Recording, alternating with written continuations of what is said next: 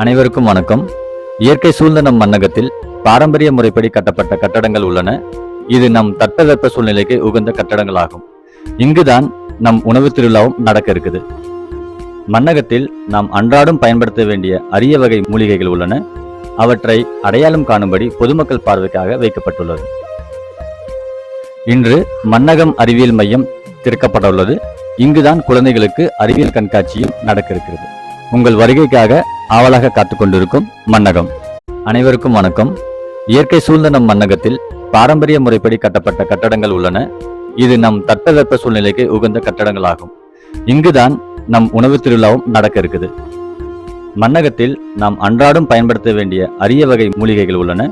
அவற்றை அடையாளம் காணும்படி பொதுமக்கள் பார்வைக்காக வைக்கப்பட்டுள்ளது.